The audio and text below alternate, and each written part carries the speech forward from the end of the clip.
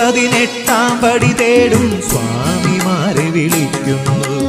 ആഞ്ജനേയൻ രാമൻ സീതയും അനുഗ്രഹങ്ങൾ തൂകുമ്പോൾ ചന്ദനത്തിൻ ഗന്ധവുമേന്തി പമ്പാ സ്നാനമൊരുങ്ങുന്നു.